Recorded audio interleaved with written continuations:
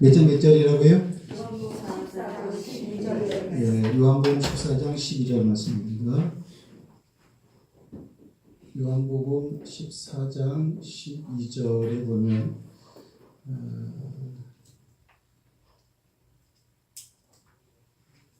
큰 것도 하리라.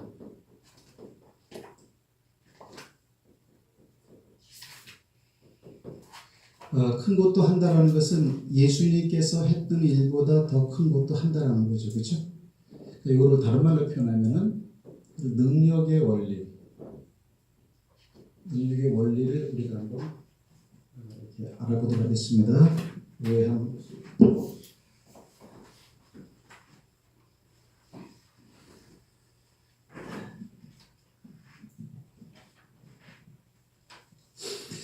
우리 다 같이 한번 읽습니다. 시작. 내가 진실로 너에게 이르노니 나를 믿는 자는 나의 하는 일을 저도 할 것이요 또한 이보다 큰 것도 하리니 이는 내가 아버지께로 감이니라. 그랬어요. 우리가 여기서 이제 본문을 우리가 한번 알아보기 전에 그 창세기 12장에 보면요, 우리가 아는 것처럼 아브라함을 부르는 얘기가 나와 있죠. 한번 적어볼까요? 창세기 이게 12장입니다. 12장은 뭐냐면 아브라함. 칠판 잘 보이시죠? 네, 조명빛이 너무나 눈이 부셔가지고 조명을 뒤로 좀 돌렸습니다. 아브라함의 이야기가 나옵니다. 그 다음에 열왕기상 19장에 보면은 어떤 내용이 나오냐면은 엘리야가 엘리사를 부르는 그런 기사가 나옵니다. 그죠? 엘리사죠. 엘리사. 또 우리가 누가복음 5장에 보면 또 무슨 얘기가 나오냐면은 예수님께서 세리 마태가 세관에 앉아 있는 걸 보고 부르는 그런 기사가 나옵니다. 전부 다 부르는 거죠. 얘는 세리 마태, 이 사람 마태예요. 이렇게요. 또 뭐가 있을까요? 네, 사도행전 22장에 보면은 뭐가 있냐면은 예수님께서 사도 요한을 이렇게 이방의 선지자로 이렇게 보내는 그런 모습이 나옵니다. 그러니까 내가 너를 멀리 이방으로 보내겠다. 이거는 뭐냐면은 이거는 바울에 대한 얘기죠. 바울. 그 다음에 우리가 마태복음, 마가복음, 누가복음, 요한복음, 복음이 뭐냐면 또 제자들을 부르죠. 제자들, 그죠? 제자들. 우리가 이제 얼뜻, 이게 그 구약이나 신약을 통해 가지고 하나님께서 사람을 부르는 그런 모습을 우리가 살펴봤다는 거죠. 이걸 또 뭐라고 그러냐면 이제 소명이라고 해요. 소명. 이건 부를소의 그다음에 명령을 이제 부르는 명령이다라는 거예요. 이렇게. 그러면 아브라함 같은 거는 창세기 12장에서 왜 불렀죠? 내가 지시하는 땅으로 가라고 하는 거예요. 그렇죠? 저 뒤에 권사님 그렇죠? 그렇죠? 아브라함을 불러가지고 너는 내가 지시하는 땅으로 가라 그랬죠. 그죠? 아브라함을 부른 목적은 뭐냐면 네 이름이 아브라함이 맞냐? 이름을 확인하기 위해서 부른 것이 아니고 멀리 보내기 위해서 이렇게. 이게 어딥니까? 여기는 가나안 땅으로 가라는 거죠. 가나안 땅으로 이렇게. 그 다음에 엘리야가 엘리사를 부른 그 이유는 뭡니까? 너는 내 후계자가 되라고요. 후계자로 삼는 그 이유는 뭐냐면은 하나님께서 이미 엘리야에게 엘리사를 불러서 네 후계자로 임명하라라는 말씀이 있었기 때문에 그렇게 하는 것이고요. 그 다음에 세리 마태 같은 경우에는 우리가 아는 것처럼 왜 부릅니까? 이거는 그냥 제자 삼기 위해서 부르죠. 이거는 제자 삼기 위해서 부르는 거예요. 사도 바울은 왜 부릅니까? 이거는 이방의 사도로 부르기 위해서 불렀다. 제자들은 왜 그러냐? 제자들은 말 그대로 제자 삼기 위해서 그러는 거죠. 무조건 나를 따르라. 따르게 하기 위해서 이 사람들 불러요. 이게 굉장히 중요합니다. 이게요. 이것도 다 중요하죠. 이렇게. 그러면 우리가 이제 엘리야가 엘리사를 부를 때 어떻게 했죠?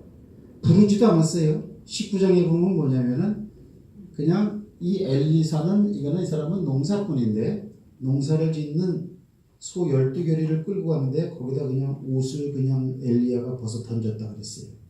그러니까 신기하게 그냥 막 따라온다라는 거죠. 그 다음에 세리 마태도 세관에 앉아 있는데 부르니까는 그 일을 놔두고 따랐다. 사도 바울 같은 경우에는 우리가 아는 것처럼 율법에 굉장히 박식했던 사람이에요. 박식했던 사람인데 율법에 박식하다라는 것은 뭐냐면은 선민의식이 강해가지고 이방인들은 개 취급하는 좀 그런 성향이 있다라는 거죠. 이렇게 또 이방인을 조금 무시하는 그런 성향의 사람이었어요. 그런데 그 바울을 그가 무시했던 이방의 사도로 너를 보내겠다라고 하는데 그냥 따라와 이렇게. 그다음에 제자들은 이 상황을 바라보면은 지금 그물을 싣고 있었고 그물을 던지고 그죠? 배에 올라가 있고 일터 현장에 있는데 이 사람들을 따르라 그러는데 그냥 따라가더라고 이렇게. 그럼 이 상황을 보면은 이 상황의 공통점은 뭐냐면 따라갈 수 없다야. 따라갈 수 없다야. 이거는 따를 수가 없다라는 거죠.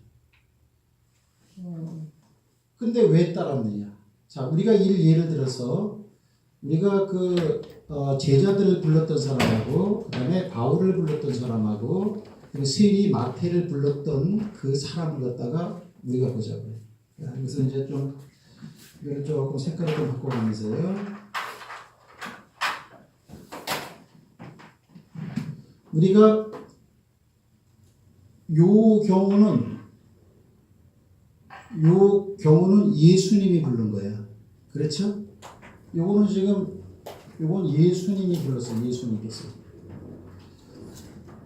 그러면 여러분 그 예수님의 그 인상착의는 우리가 다 알아봤죠. 예수님의 모습은 어떤 모습이라고 나와져 있죠? 예수님의 모습은 어떤 모습인가요? 이사야서 말씀을 한번 보겠습니다.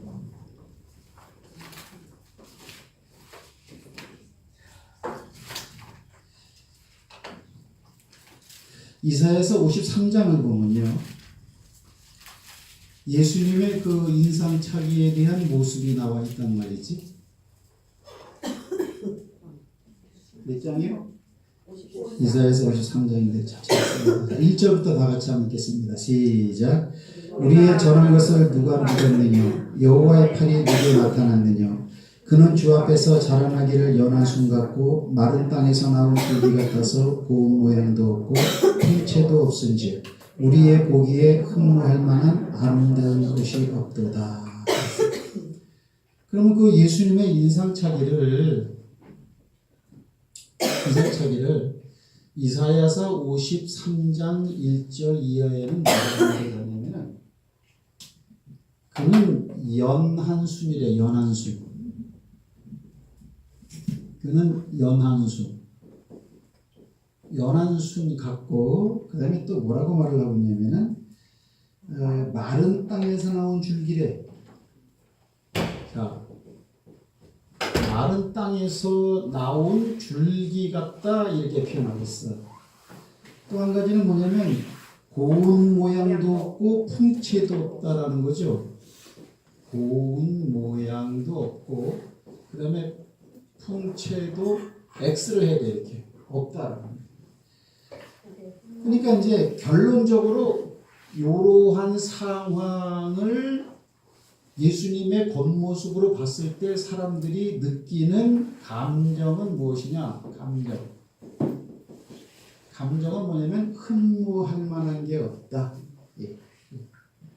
그러니까 사람 입장에서는 흠모할 만한 게 없어. 흠모할 그 무엇이가 아무것도 없는 거예요. 이렇게.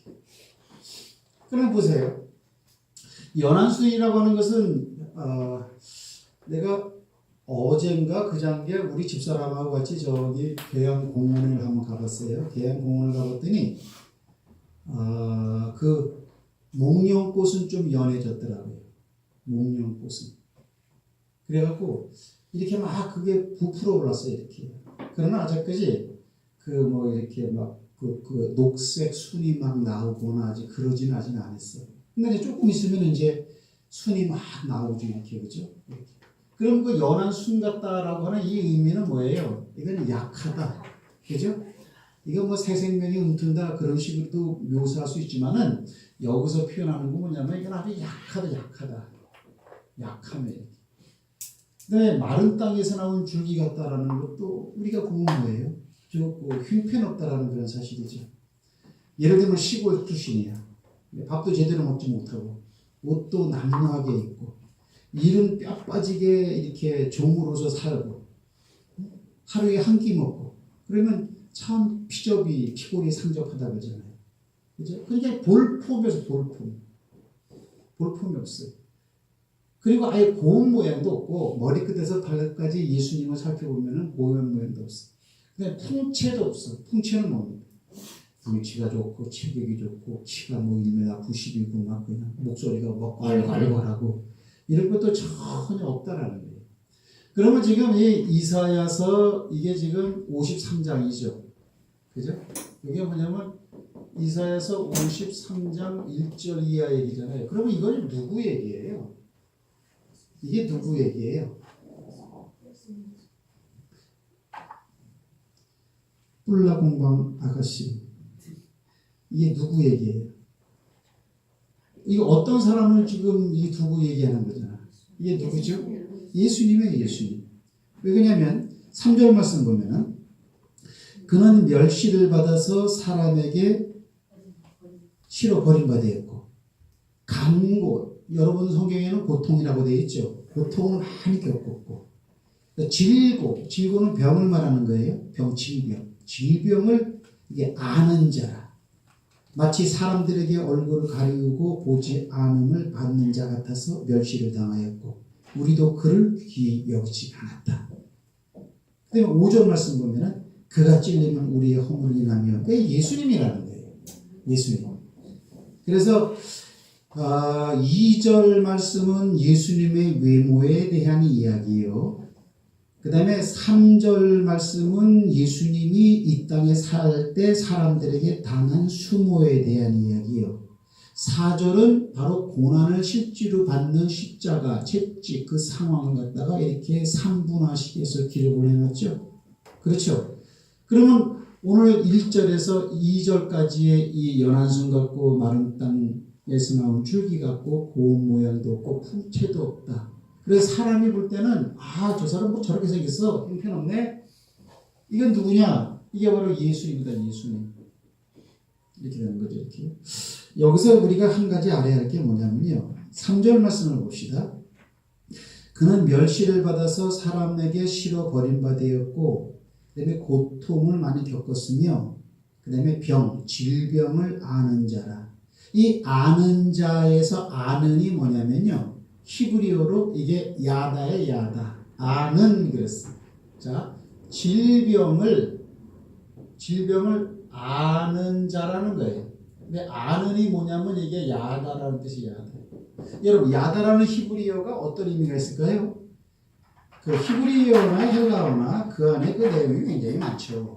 굉장히 많은데 여기서 우리가 알 수 있는 야다라는 의미는 뭐냐면은 그냥 아는 게 아니고 만약에 성경 공부를 지금 배우면은 여러분들의 성경을 알죠, 그죠?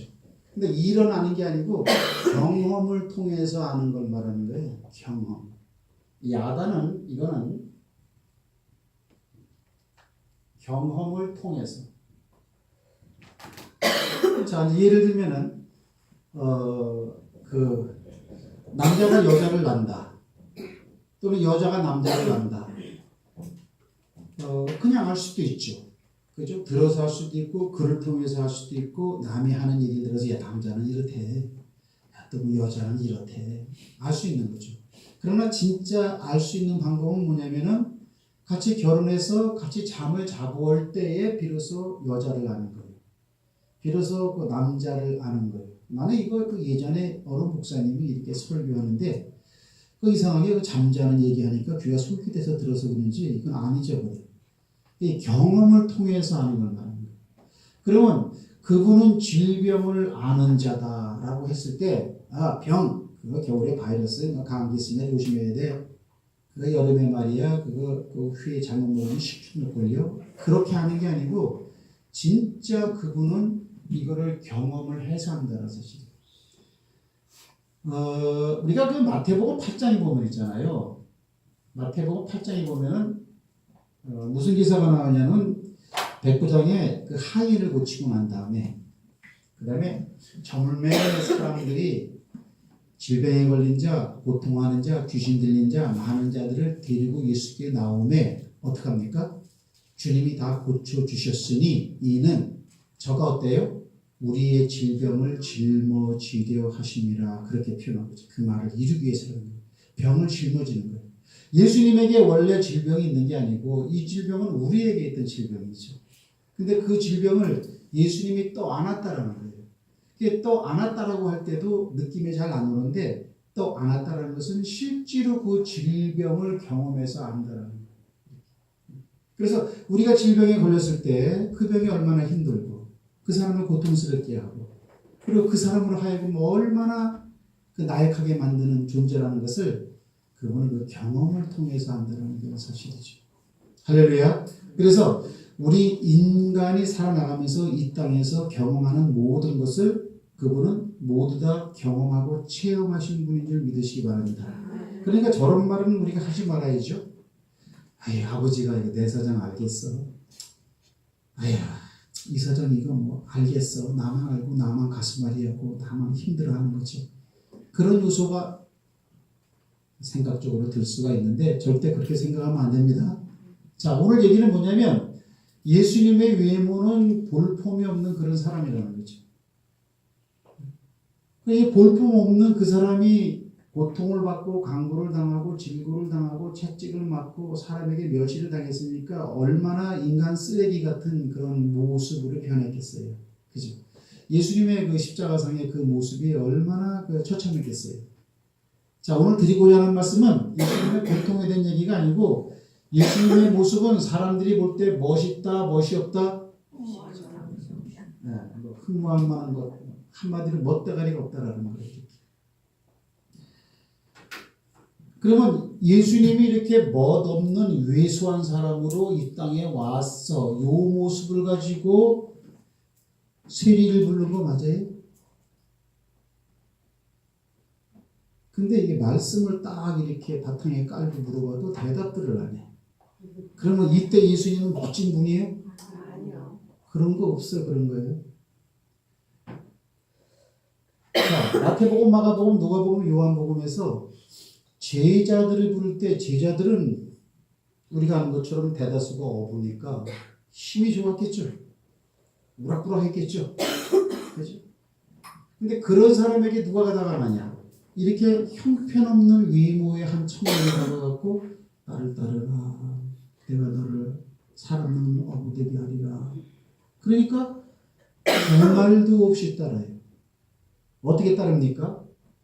아비를 버리고 그물을 버리고 배를 버리고 따랐다 그랬어요. 그거는 어떤 의미냐면 저 청년이 우리를 보고 오라 그러네. 궁금한데 한번 가볼까? 그거 아니에요. 그냥 사실 결단 딱 하고 그냥 딱 하는 거예요. 그러면 한마디로 말하면 나를 따르라. 예를 들면 나를 따르라. 또는 가라. 그죠? 또는 보내겠다.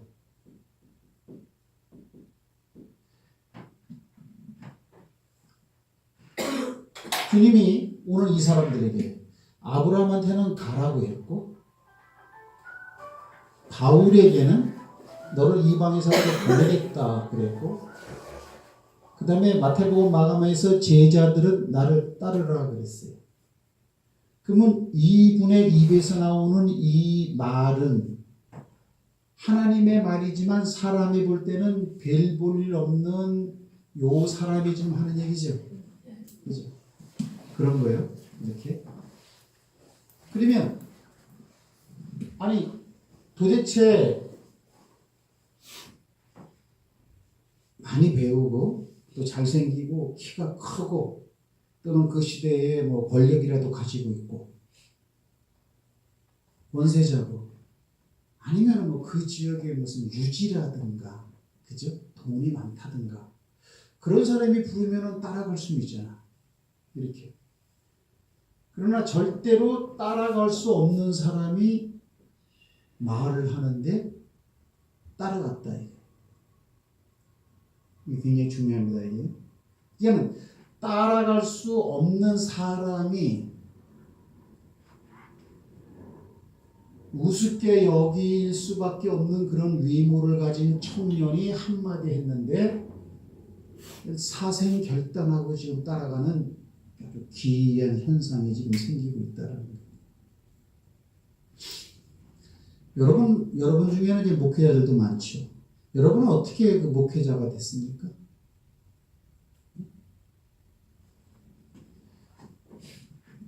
오늘 예수님이 이 사람들을 부르는 거나 오늘 우리가 부름받은 거나 같아요? 틀려요? 똑같아요? 여기는 우리야, 우리. 우리의 소명. 우리도 불렀다라는 거예요. 근데 우리는 이러한 예수님의 꼬재재한 모습을 본 적도 없어요. 그런데 어떤 힘에 의해서 우리도 어때요? 순종하게 돼요. 저는 제 생활을 되돌아보면 거제도에서 그렇게 직장생활 잘했는데 나름대로 그냥 뭐 원만하게 했는데 조선소에서 대우에서 그런 대로 그냥 뭐 근데 내가 왜 그 생활을 다 걷어치우고 신학교에 신학생이 되려고 내가 마음을 먹고 결정하고 거제대교를 건너갔을까? 그거 생각하면 인간적인 방법으로는 그렇게 할 리가 조금도 없어요. 조금도.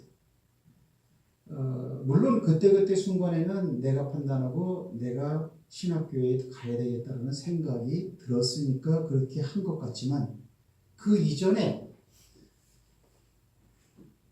이 나를 따르라 가라 보내겠다라는 이 말을 이 사람들은 실제 예수님의 음성으로 들었지만 동일한 음성이 성경에도 있죠. 성경에도 이 음성이 있는 거죠. 그러면 예수님의 육신을 가지고 지금으로부터 2000년 전에 갈릴리 바다를 다니면서 제자들을 불렀던 이 음성이나 예수님이 불렀던 요 음성이 지금 마태복음, 마가복음에 그대로 기록되어 있어서 그걸 우리는 글로 가지고 있지만 이 말이나 성경 속에 있는 말이나 동일한 말이다. 이게. 아멘? 동일한 하나님의 말씀이다. 이게. 만약에 저와 여러분이 성경을 통해서 소명의식에 대한 이런 말을 갖다가 여러분이 안 들었다면 여러분들은 절대로 사역자로서 나서지 않았을 것입니다.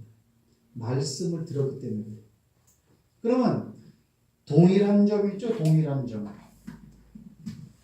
동일한 점. 동일한 모습이 있어요. 어떤 모습이 어떤 차원에서 동일할까요? 이 양반이 이런 모습으로 하는 이 음성이나 또는 이 양반이 말한 그거를 갖다가 성경에 기록돼서 글자로만 되어져 있는 요 말이나 뭐라고 표현할까요? 사람이 볼 때는 우습다라는 거예요. 그렇죠? 그런 거예요? 안 그런 거예요? 네? 자, 어려워요? 리액션이 없으니까 이게 그냥 나가야 되는 건지 여기서 더 설명을 해야 되는 건지 모르겠어요. 이해가 되시죠? 그렇잖아. 생각을 한번 잘 생각을 해보시오. 땅 짓고 헤엄치지 마시고 기왕이 목회자로 나왔을 때 분명히 이걸 알고 가야 돼요. 외형적인 모습으로 나와서 말을 해도 따라갈 필요가 없는 사람이에요. 그 양반이 한 말이 그대로 성경에 기록되어져 있는데 그 말을 읽고 여러분들이 신학교 됐지, 뭐 환상 보고 뭐 신학생이 될 수도 있겠지. 뭐 꿈에 뭐 예수님이 나타나갖고 너 신학생 되나, 뭐 그렇게 해서 갈 수도 있겠죠. 근데 그런 신앙은 여러분, 그런 신앙은 그렇게 할 수는 있지만은 그런 것까지도 말씀을 비추어서 그렇게 된다라는 것을 검증하고 따라가야지, 경험 자체로 환상을 본 것 자체가 말씀 속에 기록된 말씀 따라가는 것보다 더 크게 내 마음속에 자리 잡고 있으면은 그거는 절대로 안 됩니다. 그건 절대 그럴 수가 없는. 그래서 동일한 모습이다. 동일한 모습. 어떤 모습에서? 따라갈 수 없는 말이라는 거예요. 성경 말씀 이게 뭔데 여기다 따라갑니까? 근데 우리는 느끼지 못하지만 이 사람들도 느끼질 못했지만 feeling,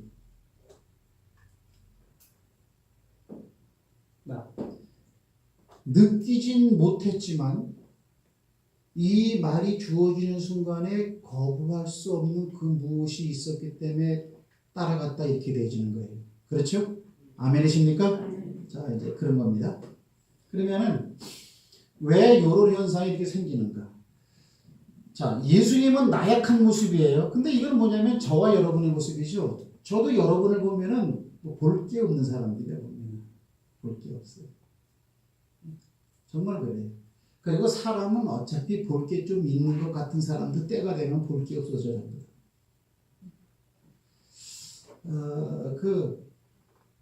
예전에 내가 개화산을 한번 갔어요. 요새 개화산. 개화산을 갔더니 아주 굉장히 교회를 핍박하는 사람이 있어. 전도를 거기서 했는데 내가 예수 믿으세요 그러니까 교회냐고 양아치 새끼들 집구석 같아 그건 못 가겠다는 거야. 그래 왜 그러냐니까는 꼭 목사가 이쁜 교회만 사람들이 바글바글 모이대. 이쁜 교회만 이렇게. 그래가지고 교회도 이쁘게 해줘놓고 목사도 번듯하고 이쁘고 기십년 목사도 이쁘고 빤빤해야 사내놈들이 거기 기어붙지. 이런 식으로 얘기하더라고. 근데 가만히 보니까 그런 면이 꼭 없다고 할 수는 없어. 요즘에 이렇게 그 기독교 사이트나 뭐 동영상 같은 데 이렇게 보면은 하여튼 이쁘려고 꽤 노력들을 해. 이쁘려고.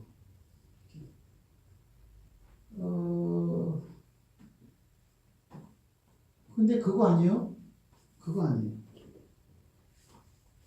저와 여러분은 보잘것없는 사람들이지만은 예수님이 나를 따르라 그랬을 때 네가 뭔데 나를 따르냐? 라고 반문을 못 붙일 정도의 권세 있는 말이 나와야 돼. 네? 가라! 그러면은 이게 갈 수가 없는 거잖아요, 여러분들. 하란 땅인데. 거기 뭐 가나안 땅을 여러분들 이 아브라함이 가본 적이 있어요? 가라 그러니까 아무 말도 안 해. 그래요? 하나님 잠깐만요. 내가 먼저 가보고요. 어떤 땅인지. 이런 것도 없어. 답사하면 가보고요. 그런 것도 없어. 자기만 가는 게 아니고 사라를 데리고 자기 조카까지 데리고 있는 재물을 다 끌고 그냥 가버리는. 그러면 가라라고 할 때 엄청난 권세와 능력이 이 나라 가운데 배제되어 있다는 거예요. 이렇게. 그렇다고 해서 이 나를 따르라 가라 보내겠다라고 이렇게 말을 했을 때 이 말에 무슨 권능과 권세가 있어갖고 뭐 벌벌 떨고 막 그러지는 않다고. 그냥 평범한 청년이 와서 얘기하는 것 같은데 그냥 따라가는 거예요. 그런 걸 우리가 살펴봐야 돼요.